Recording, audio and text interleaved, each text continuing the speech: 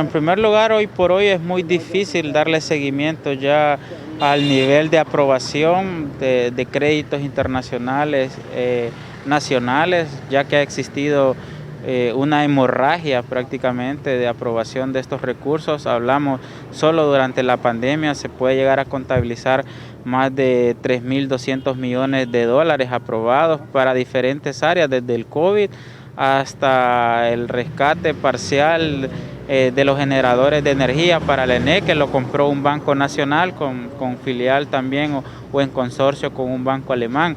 Estos elementos que doy al inicio es que sin duda saber con exactitud el monto de cuánto el Estado de Honduras ante la pandemia está contrayendo, cuánto se ha desembolsado, cuáles son las tasas de interés, cuál es el periodo de concesionamiento, cuál es el periodo de gracia, cuántos años vamos a tardar en pagar este endeudamiento. Lo que estamos diciendo es que el impacto quedaríamos cortos si decimos que prácticamente se podría estimar, porque van a ser años de endeudamiento, años de poder intentar pagar esta deuda. Ya el mismo presupuesto nos refleja que la principal secretaría de egresos del país es el pago de la deuda, y ahora con esta gran cantidad de recursos aprobados, sumado a la no transparencia ni a la actualización de estos datos, no podríamos saber si este endeudamiento va a lograr ser pagado. Licenciado, ¿por qué estos organismos internacionales le prestan tanto dinero a esos gobiernos en medio de tanta corrupción? ¿Será que el único objetivo es que realmente el país sí quede endeudado? Bueno, aquí hay dos miradas. La primera es que son organismos de crédito. Por más cooperación, por más conceptos de desarrollo, impulso de sostenibilidad de los países, son bancos, son créditos. Entonces, darle a una persona, a un Estado, es como cuando a uno como persona se le da una tarjeta de crédito y está endeudada, se le da otra.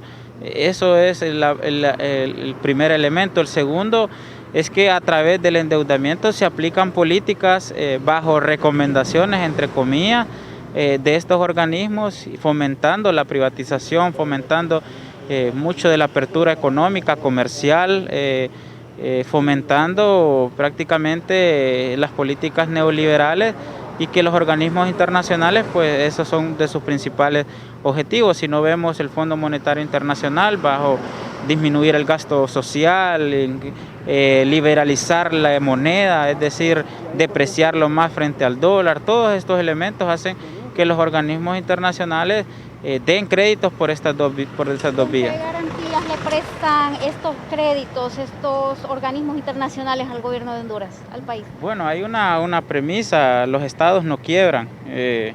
Siempre va a existir un respaldo a nivel geopolítico de los gobiernos y sobre todo del país como tal, porque debe de existir prácticamente una mirada sobre cómo están funcionando los estados, y en este caso los organismos saben que Honduras, perteneciente a la OEA o perteneciente a acuerdos con Estados Unidos, revisión con el Fondo Monetario Internacional, acuerdos, un sinnúmero de complementos que existen en los países, hacen que ese sea el respaldo, y que un país siempre va a tener que pagar su endeudamiento solo y cuando se declare en no pago, y ese no pago muy difícilmente estados como el de Honduras se resisten a declararlo, a pesar de que en el 2004 hay un ejemplo también muy contundente de pedir condonación de endeudamiento. Eso posiblemente puede suceder más adelante con el nivel de endeudamiento que estamos contrayendo hoy por hoy. Licenciado, la excusa es para solicitar estos préstamos es la reactivación de la economía. ¿Hay alguna otra vía por la cual se pueda reactivar la economía, que no sean solo préstamos para endeudar más el país años y años?